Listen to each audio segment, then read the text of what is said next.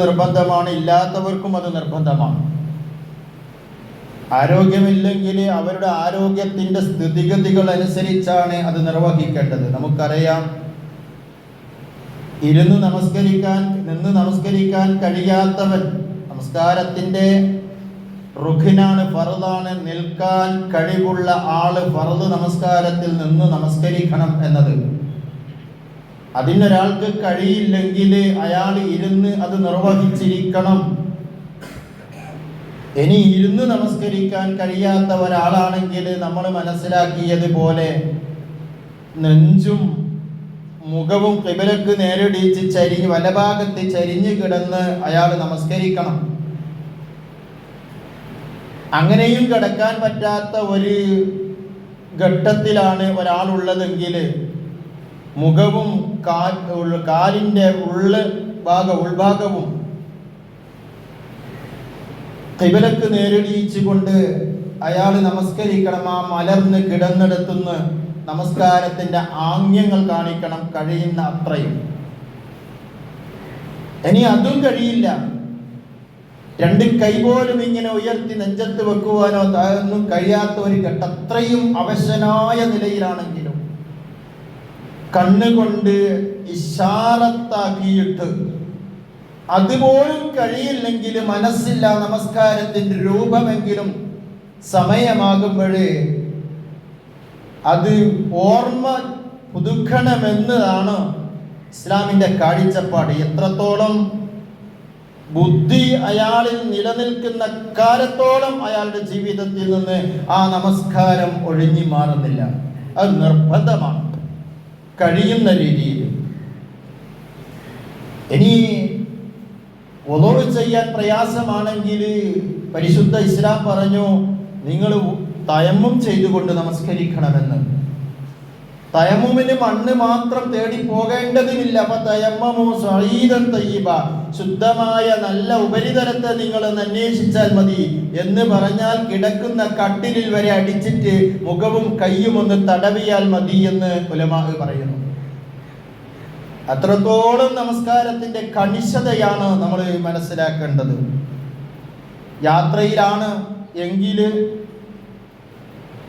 ജംഉൽ ഖസ്രി എന്ന് പറയുന്ന രണ്ട് ആനുകൂല്യങ്ങൾ അല്ലാഹു തആല നമുക്ക് അനുവദിച്ച് തന്നിട്ടുണ്ട്. രണ്ട് നമസ്കാരങ്ങൾ ഒന്നിച്ച് ഒന്നിന്റെ സമയത്ത് നമസ്കരിക്കലാണ് ജംഉ എങ്കിൽ. യാത്രയിൽ തിരക്കും വാഹനങ്ങൾ പോവുകയും ചെയ്യുന്ന പ്രയാസങ്ങളോ മറ്റുണ്ടെങ്കിൽ അത് പെട്ടെന്ന് നിർവഹിക്കാൻ നാലുള്ളത് രണ്ടാക്കി ചുരുക്കി നമസ്കരിക്കുന്നതിനാണ് ഖസ്രി എന്ന് പറയുന്നത്. എത്രത്തോളം നമസ്കാരത്തിന്റെ ഗൗരവം നമുക്ക് മനസ്സിലാക്കാൻ കഴിയണമെങ്കിൽ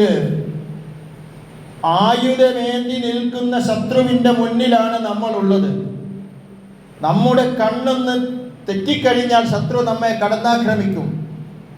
ആ രംഗത്ത് പോലും ഇസ്ലാം നമസ്കാരം ഒഴിവാക്കാനുള്ള ഒരു അവസരം നൽകിയിട്ടില്ല. അവിടെയും നമസ്കാരത്തിന് പ്രത്യേക രീതികൾ പരിശുദ്ധ ഇസ്ലാം പഠിപ്പിക്കുന്നുണ്ട്. എന്നിട്ടെങ്കിലും നിങ്ങൾ നമസ്കാരം നിർവഹിക്കണം.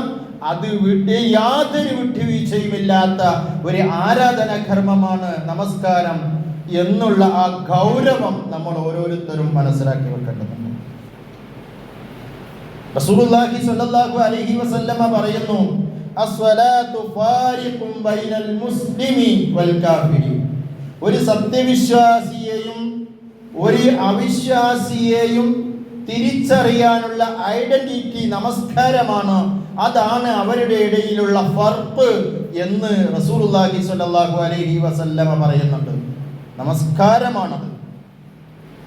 ഇന്ന സ്വലാത്ത കാനത്ത് അലൽ മുഅ്മിനീന കിതാബൻ മൗഖൂത. നമസ്കാരം വിശ്വാസിക്ക് സമയബന്ധിതമാണ്.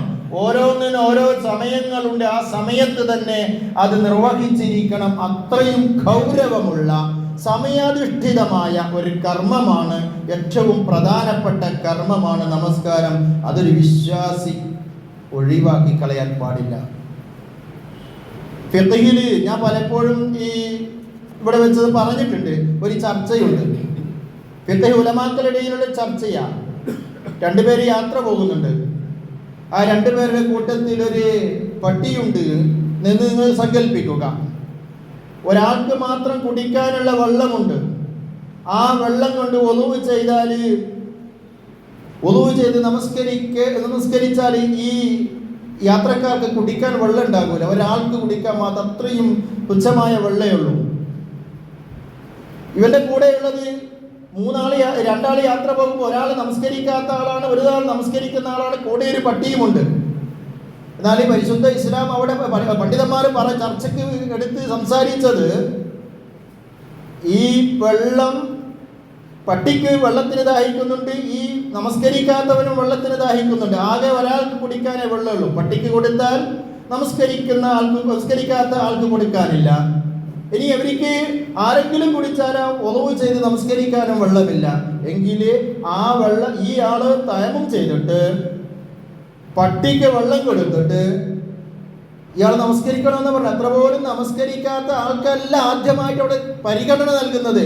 ആ പട്ടിയുടെ പരിഗണന പോലും പണ്ഡിതന്മാരുടെ ചർച്ചയ്ക്കിടയിൽ നമസ്കരിക്കാത്തവർക്കില്ല എന്ന് പറയുമ്പോഴേ അതിന്റെ ഗൗരവം നമ്മളൊന്ന് ആലോചിച്ച് നോക്കണം. നമസ്കരിക്കാത്തവന് അത്രയും ഒരു സ്റ്റാൻഡേർഡ് ഇസ്ലാം നൽകുന്നില്ല എന്ന് നമ്മൾ തിരിച്ചറിയേണ്ടതുണ്ട്.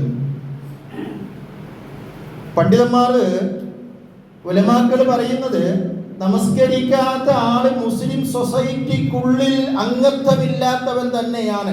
റസൂലുള്ളാഹി സ്വല്ലല്ലാഹു അലൈഹി വസല്ലമയുടെ ഹദീസിന്റെ അടിസ്ഥാനത്തിലാണ് അവരങ്ങനെ പറഞ്ഞത്. അല്ലാമ ഇബ്നു ബാസ് റഹിമഹുല്ലാഹ് അദ്ദേഹത്തോട് ചോദിക്കുന്നുണ്ട്. ഇബ്നു ബാസ് റഹിമഹുല്ലാഹയോട് ചോദിക്കുന്നു, ഒരു സ്ത്രീ വന്നിട്ടാണ് അദ്ദേഹത്തോട് ചോദിക്കുന്നത്, എൻ്റെ ഭർത്താവ് താരിഖുസ്വലാത്താണ്, അയാൾ നമസ്കാരം നിർവഹിക്കാത്ത ആളാണ്, എനിക്ക് അയാളുമായിട്ട് മുന്നോട്ട് പോകാൻ പ്രയാസങ്ങളുണ്ട്, ഒരു നേരത്തെ നമസ്കാരം അയാൾ നിർവഹിക്കൂല എന്ന് പറഞ്ഞപ്പോ അല്ലാമ ഇബ്നു ബാസ് റഹിമഹുല്ലാഹ് അദ്ദേഹം പറഞ്ഞ മറുപടി എന്താ അറിയോ? ഫാരിഖഹു, ആ ബന്ധം നീ വേർപ്പെടുത്തി കളയൂ എന്നാണ് പറഞ്ഞത്. അത്രയും ഗൗരവമാണ് പണ്ഡിതന്മാരെ ഉലമാക്കൾക്കിടയിൽ നമസ്കരിക്കാത്ത ആളെ സംബന്ധിച്ച് ചർച്ച ചെയ്യപ്പെട്ടത് എന്നുള്ള ഒരു തിരിച്ചറിവ് നമുക്കുണ്ടാകണം. നമ്മളിത് ഗൗരവമായി കാണേണ്ടതാണ്. നമസ്കാരം കൃത്യമായി നിർവഹിക്കുന്ന ഒരാളാവുക എന്നത് വലിയൊരു ഭാഗ്യമാണ്. നമുക്കറിയാം, നമ്മുടെ നാട്ടിൻപുറങ്ങളിലേക്ക് നോക്കിയാൽ നമസ്കാരത്തിന് യാതൊരു പ്രാധാന്യവും കാണിക്കാതെ, യാതൊരു പ്രാധാന്യവും കൽപ്പിക്കാതെ എത്രയോ ആൾക്കാർ നടക്കുന്നുണ്ട്. എത്രയോ ആൾക്കാർ അവിടെ ഇവിടെയൊക്കെ തിരിഞ്ഞു മറിഞ്ഞ് കളിക്കുന്ന റോഡിലുണ്ട്, കടകളിലുണ്ട്, അതുപോലെ തന്നെ കൽവട്ടലിലുണ്ട്, വാഹനങ്ങളിരിക്കുന്നുണ്ട്. ഇങ്ങനെ പല ആൾക്കാരുമുണ്ട്. അവരോട് വ്യക്തിപരമായിട്ട് നമുക്ക് പറയാൻ കഴിയൽ പറയാല്ലാതെ സാമൂഹികമായിട്ട് അവരോട് പറയേണ്ട ഒരു ഖുതുബകളിൽ ഇങ്ങനത്തുള്ളതായിരിക്കുന്ന കാര്യങ്ങളിൽ മൊത്തത്തിൽ പറയുക എന്നുള്ളൊരു ഉത്തരവാദിത്വമല്ലാതെ ഒരാളെയും വ്യക്തിപരമായിട്ട് നമ്മളെ ആക്ഷേപിക്കുകയൊന്നും വേണ്ട. അതിനുള്ള അധികാരമൊന്നും നമുക്കില്ല എന്നതിൻ്റെ പുറമെ ആ കാര്യം സ്മരിച്ചുകൊണ്ട് തന്നെ നമുക്ക് പറയാം അത് അവരുടെ നിർഭാഗ്യമാണ് എന്ന്. കാരണം അല്ലാഹു തആല നിർബന്ധമായി ചെയ്യാൻ പറഞ്ഞ ഓരോ വിശ്വാസിയും അവന്റെ വ്യക്തി ജീവിതത്തിൽ കൃത്യമായി നിർബന്ധമായി ചെയ്യേണ്ട ഒരു കർമ്മം, അത് ചെയ്യാൻ അള്ളാഹുവിന്റെ കൽപ്പനക്ക് കൂട്ടാക്കിയില്ലെങ്കിൽ അവനെ പോലെ ഭാഗ്യം കെട്ടവൻ ആരാണുള്ളത്? നിങ്ങൾ ആലോചിച്ച് നോക്കൂ. ഞാൻ സൂചിപ്പിച്ചല്ലോ എൻ്റെ ഖുതുബയുടെ തുടക്കത്തിൽ, നരകവാസികളും സ്വർഗത്തിൽ നിൽക്കുന്ന സ്വർഗവാസികളും തമ്മിലുള്ളതായിരിക്കുന്ന ഒരു സംഭാഷണമാണ് ഈ സൂറത്ത് മുദ്ദസ്സിറിന്റെ 42-ാമത്തെ വചനത്തിൽ അല്ലാഹു പറഞ്ഞത് എന്ന്. എന്താണ് അവർ ചോദിക്കുന്നത്? സ്വർഗവാസികൾ വന്നിട്ട് നരകത്തിലുള്ള ആൾക്കാരെ പറ്റിയിട്ട് ആൾക്കാരെ കണ്ട് ചോദിക്കുകയാണ്, മാ സലകകും ഫീ സഖർ, നിങ്ങൾ എന്താണ് ഈ സഖറിൽ എത്തിപ്പെടാനുള്ള കാരണം? നിങ്ങൾ എന്താ സഖറിൽ എത്തിപ്പെടാനുള്ള കാരണം? നിങ്ങൾ വിശ്വാസികളായിരുന്നല്ലോ, നമ്മുടെ സൊസൈറ്റിയിലുള്ള പേരുകളായിരുന്നല്ലോ നിങ്ങൾക്കുണ്ടായിരുന്നത്, ഞങ്ങളും നിങ്ങളും ഒന്നിച്ചായിരുന്നല്ലോ ഉണ്ടായിരുന്നത്, നമ്മുടെ ഐഡന്റിറ്റി കാർഡൊക്കെ ഒന്നായിരുന്നല്ലോ, ഒരേ നാമത്തിലുള്ളതായിരുന്നല്ലോ, നമ്മളൊരു സൊസൈറ്റിയിലാണല്ലോ അറിയപ്പെട്ടത്. പിന്നെ നിങ്ങൾ എന്താണ് ഇങ്ങനെ നരകത്തിൽ എത്തിപ്പെടാനുള്ള കാരണം എന്ന് പറഞ്ഞപ്പോൾ ചോദിക്കുമ്പോഴേ അല്ലാഹു തആല പറയാണ്, അവര് പറയും, നരകത്തിൽ കിടക്കുന്ന മുസ്ലിങ്ങളായ ആൾക്കാർ പറയും, ഫലം ഖാലൂ ലം നകു മിനൽ മുസല്ലി, ഞങ്ങൾ നമസ്കരിക്കുന്ന ആൾക്കാരുടെ കൂട്ടത്തിലല്ല. നിങ്ങളോടൊപ്പം ഉണ്ടായ രാഷ്ട്രീയ പ്രവർത്തനത്തിൽ നിങ്ങളോടൊപ്പം ഉണ്ടായിരുന്നു, സംഘടനാ പ്രവർത്തനങ്ങൾ, സാമൂഹിക പ്രവർത്തനങ്ങൾ നിങ്ങളോടൊപ്പം ഉണ്ടായിരുന്നു, നാട്ടിൻ്റെ ക്ഷേമ പ്രവർത്തനത്തിന് നിങ്ങളോടൊപ്പം ഉണ്ടായിരുന്നു, ന്യായങ്ങൾ പറയാൻ നിങ്ങളോടൊപ്പം ഉണ്ടായിരുന്നു. ഇതൊക്കെ ശരിയാണ്. പക്ഷേ ഞങ്ങൾ നമസ്കരിക്കുന്ന ആൾക്കാരായിരുന്നില്ല.